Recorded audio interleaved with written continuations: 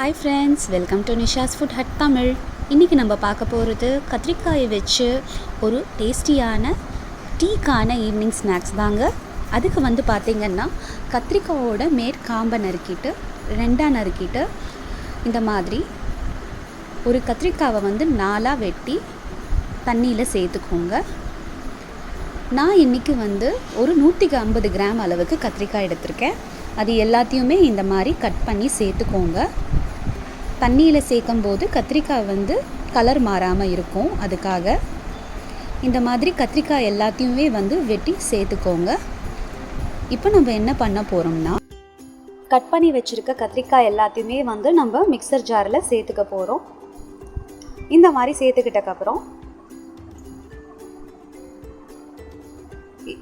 இது கூட காரத்துக்காக ஒரு 3 பச்சை மிளகா நான் சேர்க்குறேங்க. 2 கொத்து கருவேப்பிலை இலை எடுத்திருக்கேன். இப்போ இதெல்லாம் நம்ம நல்லா சேர்த்து நல்ல ஒரு ஸ்மூத் பேஸ்ட்டாக அரைச்சி எடுத்துக்கலாம்.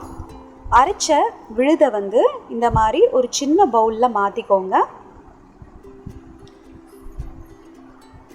இப்போது இந்த மாதிரி இந்த விழுதை ஒரு பவுலில் மாற்றிக்கிட்டு 1 கப்பு பச்சரிசி மாவு இல்லைன்னா இடியாப்ப மாவு எது வேணால் நம்ம யூஸ் பண்ணிக்கலாம்.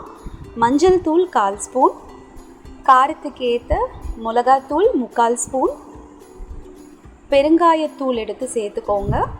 அது பார்த்திங்கன்னா ஒரு 1/4 ஸ்பூன் அளவு சேர்த்துக்கோங்க. இப்போ நான் ஜீரணத்துக்காக ஓமம் கையில் நல்லா நசுக்கி 1 ஸ்பூன் அளவு சேர்த்துக்கிறேன். இதையெல்லாம் சேர்த்துட்டு நல்லா தண்ணி எதுவுமே இல்லாமல் பிசைஞ்சுக்கோங்க. நான் இப்போ இதில் கடைசியாக இந்த பலகாரத்துக்கு தேவையான உப்பு சேர்க்குறேன். இப்படி சேர்த்து பிசையும் போது உப்பில் இருக்கிற தண்ணி உருட்டி அந்த மாவு கெட்டியான பதத்துக்கு வர்றதுக்கு ஹெல்ப் பண்ணும். மாவை பிரித்து இந்த மாதிரி ஒரு முறுக்கச்சில் போட்டுக்கோங்க. போட்டுட்டக்கப்புறம் நம்ம முறுக்கு குழவியோட மேல் பாகத்தை இன்சர்ட் பண்ணிக்கலாம். எண்ணெய் நல்லா மீடியமில் சூட்டில் வைங்க. முறுக்கு செய்ய ஆரம்பிக்கும் போது நம்ம ஃப்ளேமை கொஞ்சம் லோக்கும் மீடியமுக்கும் நடுவில் வச்சுக்கோங்க. இந்த மாதிரி ஒரு 3 சுற்றி விட்டு கட் பண்ணி எடுத்து விட்டுடுங்க. இந்த முறுக்கு பார்த்திங்கன்னா டேஸ்ட்டு ரொம்ப டிஃப்ரெண்ட்டாக இருக்கும். அதே நேரத்தில் கத்திரிக்காய் சாப்பிடாதவங்க கூட இந்த முறுக்கை டேஸ்ட் பண்ணி பார்த்துட்டாங்கன்னா கண்டிப்பாக அவங்களுக்கு இந்த டேஸ்ட்டு பிடிக்கும். இந்த முறுக்கு எண்ணெயும் இழுக்காதுங்க. எண்ணெயோட சலசலப்பு இந்த மாதிரி அடங்கிட்டக்கப்புறம் நம்ம இந்த முறுக்கை திருப்பி போட போகிறோம்.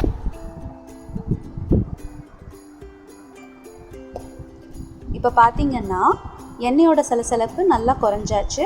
இப்போ இதை நம்ம திருப்பி போட்டுக்கலாம். திருப்பி போட்டுட்டு அது நல்லா வேகட்டும். பாருங்கள், இந்த மாதிரி திருப்பி போட்டுட்டக்கப்புறமே பார்த்திங்கன்னா மேல்புறம்லாம் நல்லா வேகும்.